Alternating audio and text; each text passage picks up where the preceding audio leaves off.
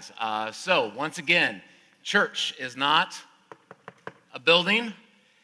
It is not an organization. It is a group of people.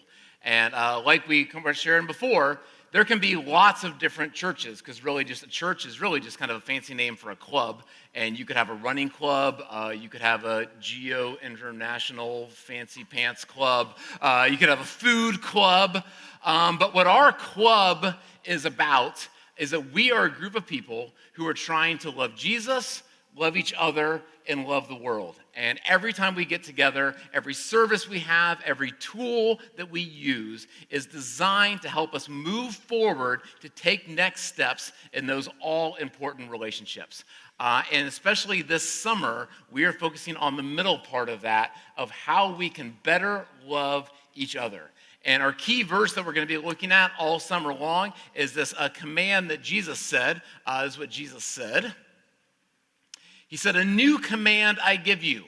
I want you to love one another as I have loved you, so you must love one another. And by this, everyone will know that you are my disciple if you love one another." So according to Jesus, one of the chief commands, one of the chief things that Jesus is telling us to do is that we are supposed to love other people and we are supposed to be loved by other people.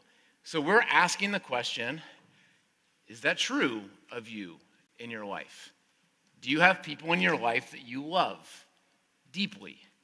And do you have people in your life that love you deeply? Do you have deep friendships that exist in your life? And we started talking about this a couple weeks ago, and then in our community groups this past week, we dove a little bit deeper into it. And so in our community groups, we gave you 3 different categories that you could kind of place yourself in. You could put yourself in the lonely category, that the truth is, I just feel kind of lonely, isolated. You could put yourself in the kind of pseudo-relationship category. I feel like I have relationships, but they're kind of shallow.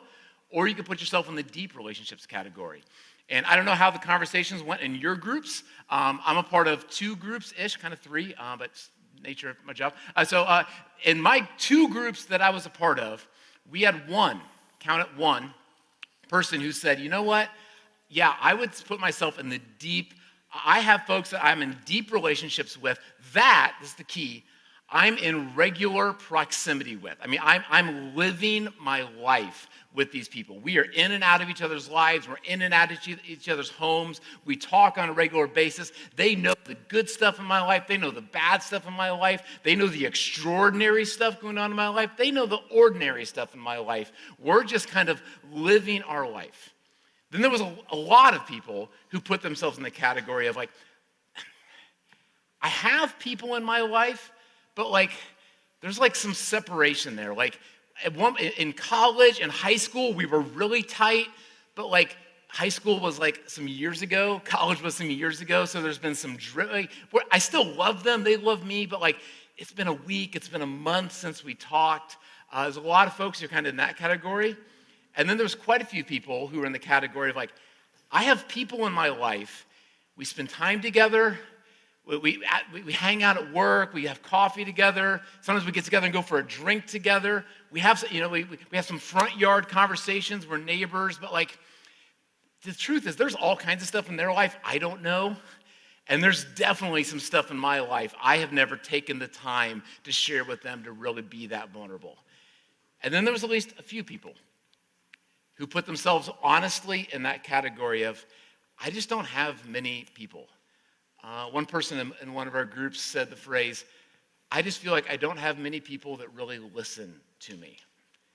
And some of us will put ourselves in that category of all the people we spend time with. We feel like there's no one who's really taking the time to listen to what's actually really going on. And in whatever camp you might be in, you are not alone. And actually, if you're in the lonely category, the Surgeon General came out with a report a couple months ago, some of you might have seen this, and he calls it our epidemic of loneliness. That the majority of folks, so over 60% of folks in our nation would put themselves in the category of feeling at least somewhat, if not extremely, lonely and isolated. And then there's a good portion of other people in our culture that would put what psychologist M. Scott Peck calls pseudo relationships. And that's true of kind of our world. But what we want to particularly look at this summer is when we look at Christ Church Albany, when we look at what we call church family, is that even true? Like, is this a group of people that is a family? Or are we just a group of people who, like, we happen to be in the same room with each other every once in a while? We happen to sing together every once in a while. Maybe even if you're in a community group, maybe we even show up in the same living room with each other every once in a while. But, like, to be honest, like, it just doesn't feel all of that deep. Are we actually a real church family? And we think that we are to some degree, but we also want to be honest and think we have multiple levels to grow. We have some steps that we could take as a community. So all summer long, we want to focus on relationships. So you should have one of these on your chair, and we have lots of tools and programs that we want you to prioritize this summer. And so here's one of our key quotes for the summer. This is from John Ortberg. John Ortberg says that many people lack great friends for the simple reason that they have never made pursuing community a high priority. Not poking too hard. They made work a high priority. They made grades maybe a high priority. They made finishing that last series on Netflix a high priority. But as far as making relationships a high priority, saying no to something so that I can say yes to relationships. And so what we want to do is we want to make relationships a priority this summer. And where we started talking about 2 weeks ago is that starts on our calendars. That starts time-wise. So on your sheet there, you can see we have a couple different categories of things that you can put on your calendar. We have large group activities. And by the nature of a large group activity, we had to put a date. We had to sometimes get a permit so that we could hold it in a park, whatever. We had to organize volunteers. So some of those we had to put on a date. And so we are asking you to look at those dates and saying, can you prioritize being at as many of those as you can? And we understand family vacations. My wife is going to be traveling for work, so she's going to. Some of you will have to miss some. We get it. What we're asking is, can you prioritize trying to be, maybe even moving a few things around where you could be at as many of those as you can? But then we've also said, where relationship, because there's like a certain level of relationship we can have in this setting, but the deepest level of relationships is actually in small groups of people. I mean, I can only know so many people so well, so I can know a few people really well, and we really want to key in on that. So we're asking you to find time where you could be with a small group of people. This could be 3 to 4 people. It might be as many as 8 to 10. I don't think it could be much bigger than that, or else it's going to be pretty difficult. But can you find a few people that you can prioritize being together with 5 times this summer? And again, we call those community groups. Community groups can be different ways. But like in my 2 community groups, we've been in the process of trying to calendar those, and it's been zany. One of my community groups that meets in my house, we have like, we're meeting on a Wednesday, and then like we skip a few weeks, and we're meeting on a Saturday morning, then we skip a week, then we have to meet on a Sunday night, and it's just all over the place because that's how schedules are. But we want to take the time to prioritize being with each other, and we want to grow deeper in those relationships. And what I believe is that if all of us were to take seriously this idea of prioritizing relationships, if you were to participate in these tools this summer, you would find at the end of the summer that you have deeper relationships. But here's what I want to talk about today. Go to that next one, AZ. And so it's when I focus on this, I loved you, new command I give you, love one another.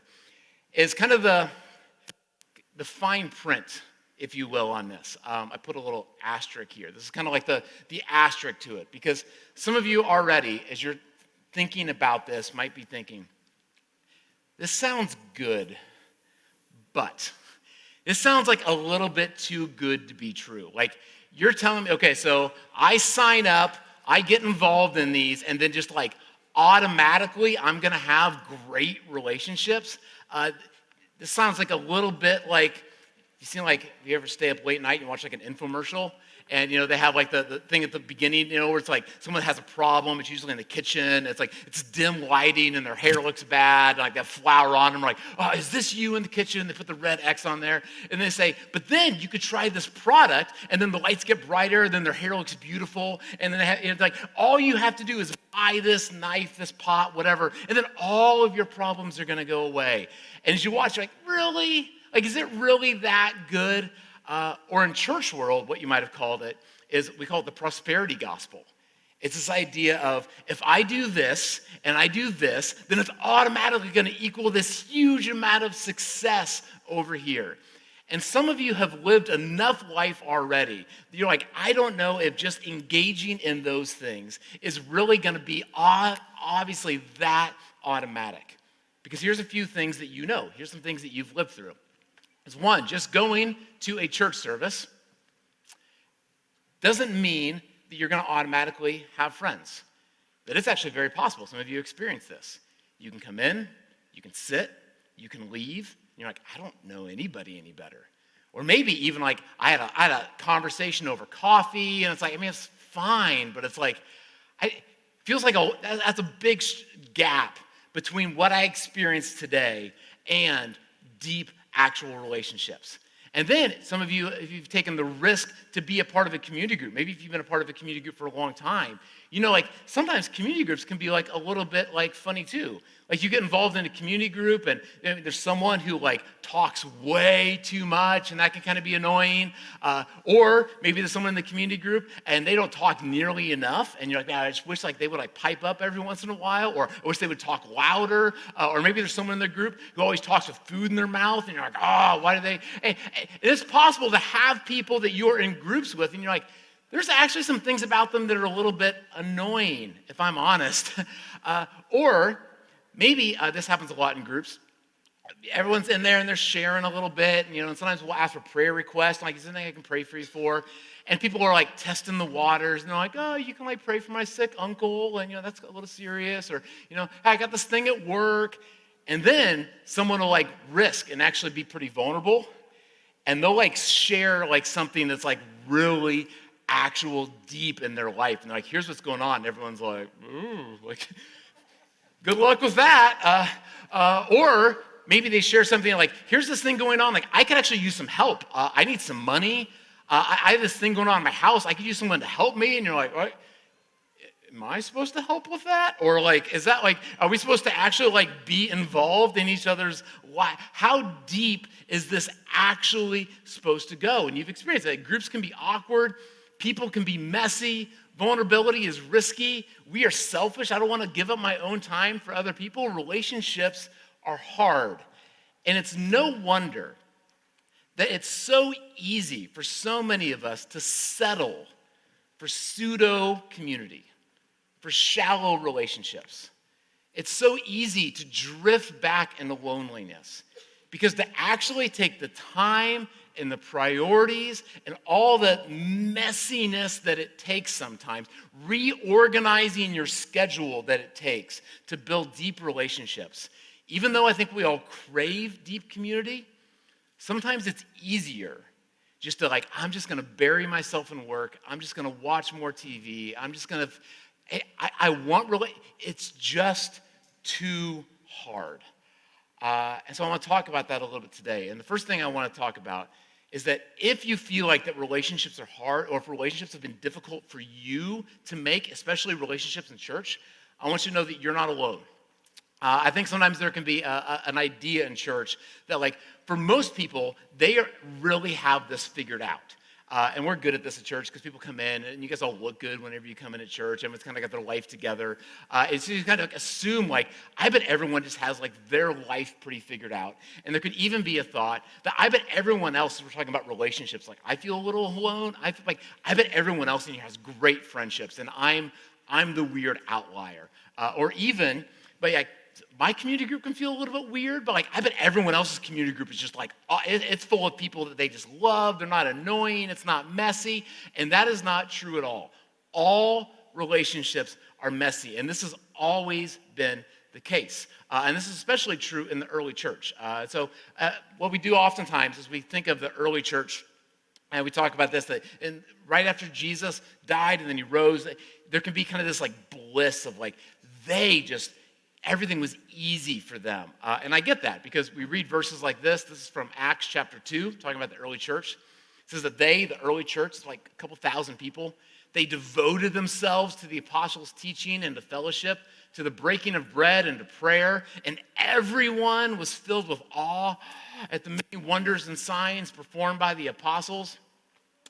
All the believers were together and had everything in common. They sold property and possessions to give to anyone who had need. Every day they continued to meet together in the temple courts. They broke bread in their homes and they ate together with glad and sincere hearts, praising God and enjoying the favor of all people. And the Lord added to their number daily those who were being saved. We're like, well, of course, they're just like around, they're living in like Woodstock. They're all like singing Kumbaya all the time. Like, of course, relationships were easy for them. But that's the early church, I promise you, was just as messy, if not more messy, than our current community. So I just want to look at one of those early churches. So this was a church in a town called Corinth. So if you got on a plane today, you could fly to the Middle East. Azid was just like right over by Corinth. Did you go to Corinth, Azid? You don't look at me. He was over there. But you could go there, you could fly there, you could see the ruins of this city. 2,000 years ago, there was a group of people who were part of a club trying to love Jesus, love each other, and love the world. They were called the Church of Corinth. And a guy named Paul wrote a letter to them. And in the letter, Paul is trying to address some of the issues, some of the messiness that was going on in this early church of Corinth. And here's just some of the issues that were going on. They were pretty cliquey. They had different kind of factions in the church, and especially they all had like kind of their own captain. And so some people like, we really like this leader, some people like another leader, and they're really kind of cliquey. They had different views of what sexual morality is. That's still a big one today, isn't it? I bet if we were to go around, it's June, it's Pride Month. If we were to go around and like everyone give their views on like what's right and what's not right sexually, I bet we might have some disagreement. They were suing each other. Anybody suing each other here today? Suing someone else in here? Okay, good. All right, Mari, watch out for that. There was more disagreements about sex, marriage, divorce, and circumcision. Anyone having a circumcision discussion? There was different views on which parts of the Bible should be followed, especially as had to do with food and sacrifice to idols. So some people are like, hey, this thing said it in the Old Testament, and so if the Bible said it, we got to do it. And other people are like, it's kind of a new day, Jesus here, so there's more freedom, different ways of how you should interpret the Bible, still probably a discussion today. Different views on gender roles, what can men do, what should women do. There was wealth inequality. There was people that were getting drunk and overeating at church events. I'm sure that's common in many of your community groups. There was arrogance about gifts and talents. Some people thought, I'm in the band, so I'm better. No, I'm in a community group, I'm better. They were excluding outsiders. People were using church service as a place of self-promotion, and so you were like building themselves up because of the position they had in church. And there was doubts about the resurrection of Jesus. People who were sitting in their church, maybe like some people who are sitting in this building today, you're like, I kind of have doubts about the whole stinking thing. And to this like crazy group of people with all these disagreements, here's what the Apostle Paul said to them. He said, I appeal to you, brothers and sisters, in the name of our Lord Jesus Christ, that all of you agree. You're cliquey, you have different views of morality, even different views of how we should interpret the Bible, power. So I pray that you agree with one another in what you say, and that there be no divisions among you, but that you may be perfectly united in mind and thought. I was like, how is that going to happen? How is a group as fractured as this group? Maybe it feels like as fractured as a group in our world could be. How could they ever have that kind of unity? And here's Paul's big answer. So he kind of lays out all these divisions in the book. And then here's this big answer of how this group could do that. And it's just one word, love. Here's what I want you guys to do. I want you to love one another. And you're like, okay, well, that's kind of the same thing again, John. It's like, that's the infomercial thing. That's like the too good to be true. Like, okay, we all are great friends now. Let's all just love each other, and then it will work out.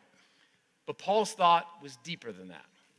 Because when Paul said the word love, he wasn't thinking of just like a random emotion of like, oh, I like you a little bit. I'm going to pat you on the back every once in a while. I might throw you a bone of encouragement every once in a while.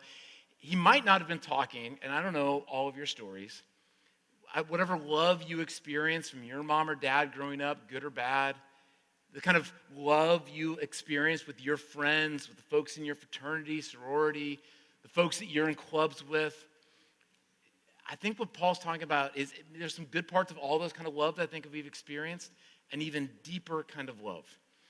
Before I read what Paul's going to say about love, here's what a guy named N.T. Wright said about this kind of love that Paul is about to write about. He says that in chapter 13, Paul presents the life. This is a way of living, which will bring the right sort of order to the chaos of faction fighting and spiritual jealousy within the church. What was going on there? This life is within reach of every one of us because it is the life of Jesus, the life inspired by the Spirit. What Paul's going to say is that the love that I am talking about has the ability to actually bring people together and create completely new and radical types of relationships. Because this isn't the kind of love that maybe your mom or dad loved you with or a friend, as good as that might have been. This is the kind of love of Jesus. And then Paul goes on to explain what the love of Jesus looks like. Some of you, if you've ever been to a wedding, you might have heard this before. So, go on to the next one, Azin. There it is. The love is patient. It's the kind of love I'm talking about. This is how Jesus loves. Love is kind. It does not envy. It does not boast. It is not proud. It does not dishonor others. It is not self-seeking. There's a lot of self-seeking going on in there, but real love, Jesus love. It is not easily angered. It keeps no record of wrongs. Yeah, you annoyed me. I don't even remember that. One more. Love does not delight in evil, but rejoices with the truth. It always protects. It always trusts. It always hopes. It always perseveres. Love never fails. Paul's saying, if you guys had this kind of love for each other, if you could embed this kind of love in a way of life, this is the way you live every day of your life, this has a chance to actually change everything, especially as it has to do with your relationships. Here's Paul's big idea. Here's our big idea for the summer, is we want you to love each other. Go to the next one, AZ. But I want you to love, go back one. The new command I give you, I want you to love one another. We want all of us this summer to prioritize through showing up, through being a part of large group activities, by being a part of small group gatherings, prioritize loving one another. But it's not just another kind of love that maybe you've experienced in other places in your life. We're talking about a new kind of love. Because this is a love that as I have loved you, that's the way I want you to love other people. As Jesus loves, we want to love in that same way.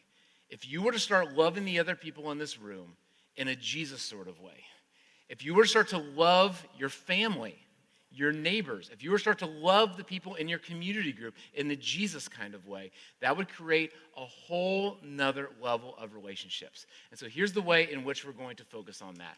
And I think this is the key really to everything else we're going to do this summer. Again, on your chairs, there should be this reading list. It's Summer at CCA and has a whole bunch of verses in there. So over the course of the summer, we want to ask the question. If we want to love other people like Jesus loves, we have to ask the question, how did Jesus love people? How did Jesus love people that were annoying? How did Jesus love people that didn't want anything to do with him? How did Jesus love people when there was disagreement? How did Jesus love real flesh and blood people? Not like in a theater. How did Jesus love people? So what we want to encourage you to do is take time every single day this summer. This could be 5 minutes. This could be 10 minutes. Wake up early in the morning. Do it over your lunch break. Listen to it on the app on your phone while you're driving, while you're running. People like to cook while you're cooking. Take a few minutes every single day and look at one, I think there's one where there's two, but most of them, one chapter of one of the Gospels that tells us about what Jesus did. And as you do that, I want you to think about two different questions that we're going to share with each other when we get together. So here's the two questions that we want you to read, is the lens we want you to read these passages through. Is what are you learning about how Jesus loved others?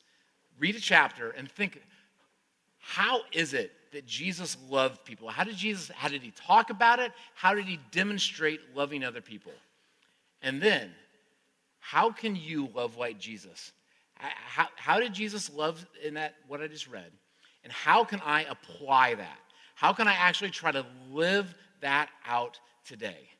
And here's what I know, is that if you start spending more time around Jesus, if you start spending more time in relationship with Jesus, then Jesus will rub off on you. That's what happens when you spend a lot of time around someone. And the more you learn from someone, the more you can start to implement the way in which they live. And the key to make these relationships work this summer will be not just showing up, although showing up will be a part of it. Won't just be watching the videos and then talking about it within your group. But the more that you can center on focusing on who Jesus was and how he lived and actually try to live that out, that's going to be the game changer that actually transforms us from a group where we're family-ish, some pieces of church family and love, to deep, actual relationships. And then finally, here's one of the best examples, I think, of what this looks like. And this isn't from the Bible. This is from another great book, though, called The Big Book of AA. Some of you maybe have been a part of AA before. But I think it's a great example of what we want to be as church family. So here's what The Big Book of AA says. It says, we are people who normally would not mix. I think church should be that way. A group of people, it's like, this isn't like, we're just all people who love cooking, so we're all like, we would not, there should be this like, boy, there's like things we have in common, but there's a lot that like politically, where we live, our wealth, there's a lot that could divide us. But there exists among us a fellowship, a friendliness, an understanding which is indescribably wonderful. We are like passengers of a great liner the moment after rescue from shipwreck, when camaraderie and joyousness and democracy pervade the vessel from steerage to captain's table. Unlike the feelings of the ship's passengers, however, our joy in escape from disaster does not subside as we go our individual ways. The feeling of having shared in a common peril is one element in the powerful cement which binds us.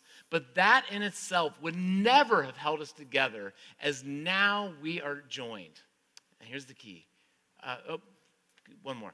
The tremendous fact of every one of us is that we have discovered a common solution. That's what we want to do this summer and all the time, but it's a common solution. That if we feel like that the way in which we've been living our life has somehow not created the deep relationships that we so badly crave, if you feel like I'm a little bit in the camp where I feel like there's people, I need people who listen to me. I need to live life with a group of people who really are supporting me. And if the way in which you're living has not been working and not producing those results, then do you know what we need? We need a different solution. And Jesus is offering us a new way to live. And we have a way out on which we can absolutely agree and upon which we can join in brotherly, harmonious action. One more. I think that's it. And that's what we want to do this summer. Is we want to focus on that joint solution together, which is the love of Jesus that he has for us, and that as we learn to live it out, that it will change all of us. So let me pray, and then we're going to go into a time of communion where we even deeper kind of focus on that love of Jesus. So let me pray.